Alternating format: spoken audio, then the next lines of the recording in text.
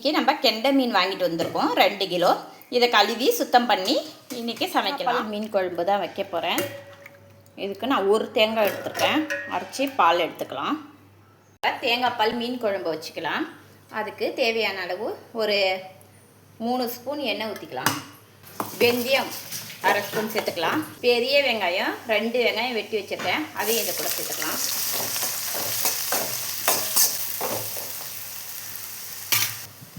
அரிஞ்சு வச்ச 2 பச்சை மிளகாய் சேர்த்துக்கலாம்.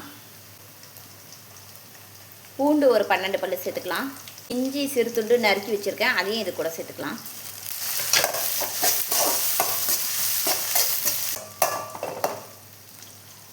இந்த எண்ணெயில் அரை ஸ்பூன் மிளகாய் தூள் சேர்த்துக்கலாம்.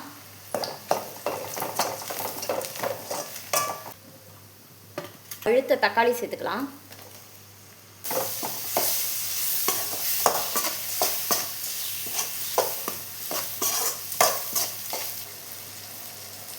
அரை ஸ்பூன் மஞ்சள் சேர்த்துக்கலாம். உப்பு தேவையான அளவு சேர்த்துக்கலாம்.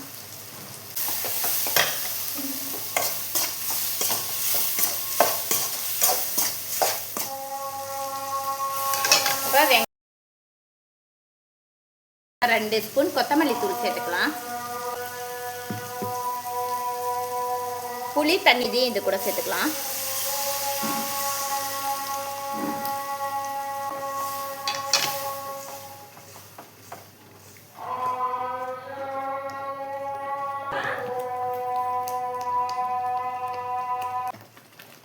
இப்போ நான் ஒரு தேங்காய் முழுசாக பால் எடுத்து வச்சுருக்கேன், அரைச்சி பால் எடுத்துருக்கேன், இதையும் இது கூட சேர்த்துக்கலாம்.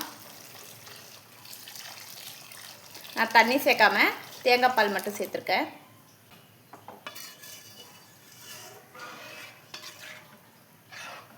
தேங்காய் பால் ஊற்றியாச்சு. இப்போ குழம்பு நல்லா கொதிக்கட்டும். அடுப்பை சிம்மில் வச்சு மூடி போட்டு மூடிடலாம். கெண்டை மீன் தான் எடுத்திருக்கேன். மிளகாய்த்தூள் சேர்த்துக்கலாம். அரை ஸ்பூன் மிளகாய்த்தூள் சேர்த்துருக்கேன். மஞ்சள்தூள் அரை ஸ்பூன் சேர்த்துக்கலாம். ஜீரகத்தூள் சேர்த்துக்கலாம். தேவையான அளவு உப்பு சேர்த்துக்கலாம். ஒரு ஸ்பூன் அளவுக்கு பூண்டு பேஸ்ட்டு சேர்த்துக்கலாம். இப்போ இந்த மீன் மசாலாலாம் கலக்கி எடுத்து மிளகாத்தூள் கம்மியாக இருக்குது, இன்னும் கொஞ்சம் மிளகாத்தூள் சேர்த்துக்க போகிறேன். உங்கள் காரத்துக்கு ஏற்ற மாதிரி நீங்கள் மிளகாத்தூள் சேர்த்துக்கோங்க. 10 நிமிஷம் ஊற விட்டுட்டு இதை வறுத்துக்கலாம்.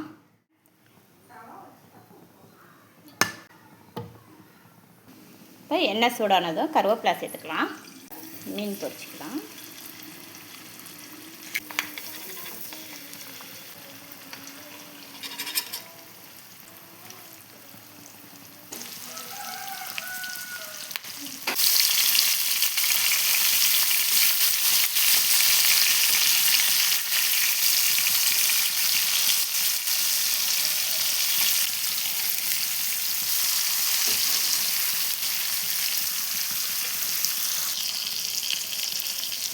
இந்த மீனெல்லாம் ஒரு பாதி அளவுக்கு வெந்தால் போதும். ஓரளவுக்கு வறுத்து எடுத்துக்கலாம். இது நம்ம ஆணத்தில் தான் போட போகிறோம். தேங்காய் பால் குழம்புல தான் போட போகிறோம். இப்போ நம்ம குழம்பு கொதிக்குதான்னு பார்த்துக்கலாம். எண்ணெய் பிரிஞ்சு வந்திருக்கு.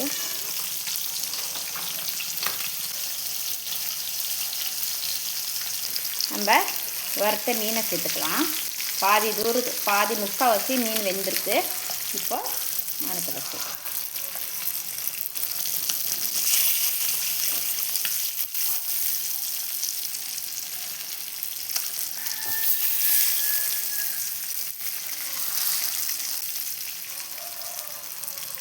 கருவேப்பிலை சேர்த்துக்கலாம்.